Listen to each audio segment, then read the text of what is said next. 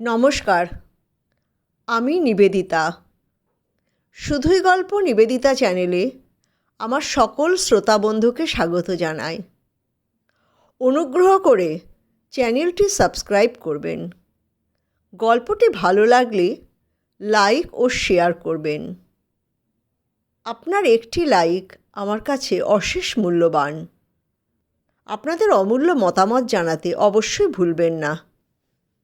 আমার আজকের নিবেদন একটি ছোট গল্প, ডিপ্রেশন। আসুন গল্পটি শোনা যাক।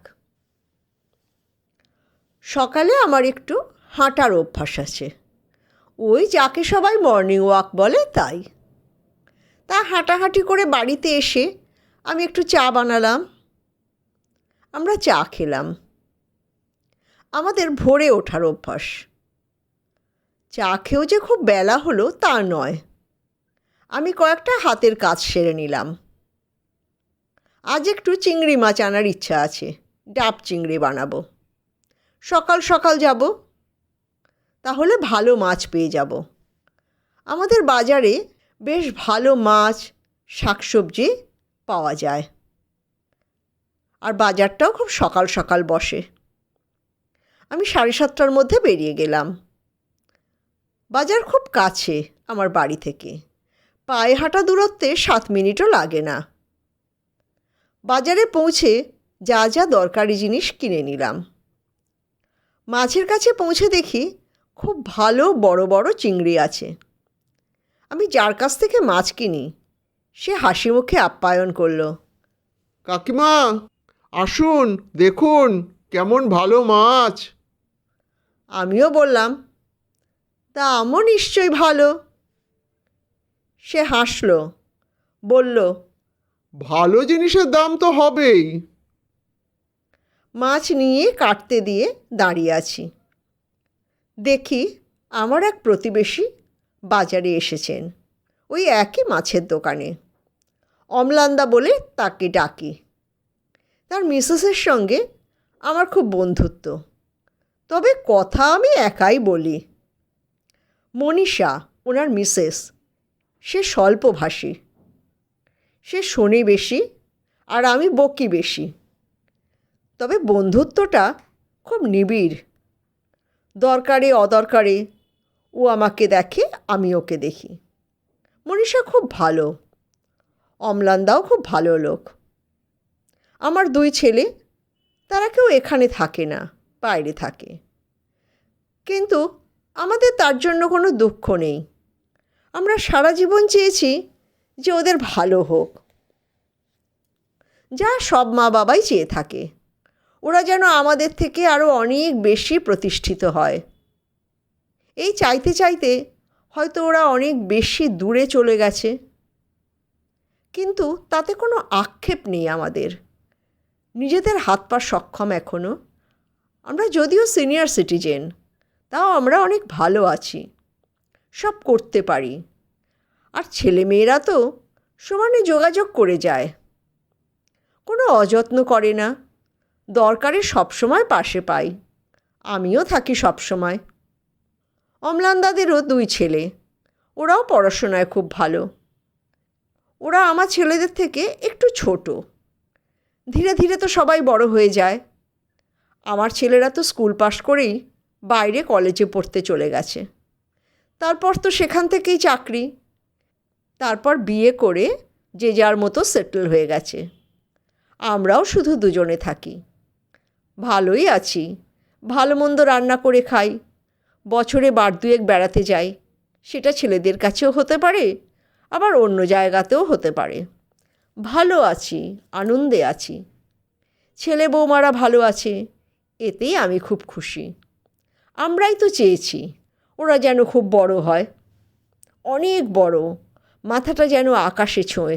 তাই হয়েছে। তাই আমাদের কোনো আক্ষেপ নেই। আমরা খাই দাই, বন্ধুবান্ধবদের সঙ্গে আড্ডা দিই। ছেলেদের খবর পেলেই খুশি।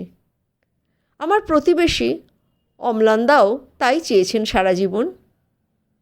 মনীষা খুব সাধারণ ছিল, ওর কোনো চাহিদা ছিল না, ও সবেতেই সন্তুষ্ট।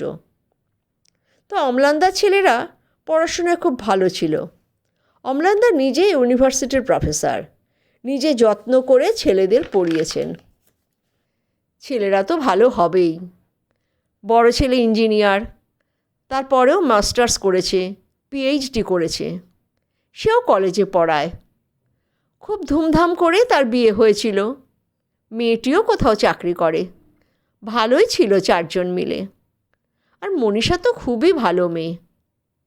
বউয়ের হাতে হাতে সব জুগিয়ে যেত, অফিস যাওয়ার আগে, ফেরার পর, সমস্ত। 2 বছর পর তাদের একটি পুত্র সন্তান হয়।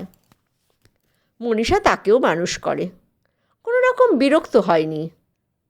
বাচ্চা যখন 3 বছর হলো, তখন ওর বৌমা হঠাৎ একদিন রাত্রিরে খেতে বসে বলল, মা, আমরা একটা ফ্ল্যাট বুক করেছি বছর 2 আগে। এইবার আমরা ফ্ল্যাটটা পেয়ে যাব। আমরা মাস 6 পরে সেখানে শিফট করব। অম্লানদা এবং মনীষা দুজনেই বাকরুদ্ধ। অম্লানদা নাতিকে অত্যন্ত ভালোবাসেন। তিনি ভাবতেই পারেন না ওরা থাকবে না। ছেলে একটাও কথা বলল না, যা বলার বৌমাই বলল। মনীষা রাত্রিরে আর খেতে পারল না, সব মিটিয়ে শুয়ে পড়ল। স্বামী স্ত্রী কেউই কোনো কথা বলার অবস্থায় নেই। দুজনে শুধু ভাবছে, এত বড় বাড়ি তারা থাকবে কি করে? কি হলো? কেন ওরা আলাদা হচ্ছে? দুজনের কেউই বুঝতে পারছে না। সকালে উঠে মনীষা মনির কথা মনে চেপে সব কাজ নিয়ম মতন করতে থাকে। ছেলে বৌমা অফিস চলে যায়। নাতিকেও তার প্লে স্কুলে দিয়ে আসে দাদু। দুটি মানুষ নিঃশব্দে সব কাজ করতে থাকে, যেন দুটি পুতুল। কোনো অদৃশ্য সুতো তাদের দিয়ে কাজগুলো করিয়ে নিচ্ছে। তারা যেন কথা বলতে ভুলে গেছে। খেতে হয় তাই খেতে বসছে, কি খাচ্ছে নিজেরাও জানে না। ওদের দেখে মনে হচ্ছে যেন কোনো প্রিয়জনের মৃত্যু শোক পেয়েছে। এইভাবে 7 দিন কাটল। শোকও ধীরে ধীরে স্তিমিত হতে থাকে। ওদের বুকের মধ্যে রক্তক্ষরণ চলতে লাগলো।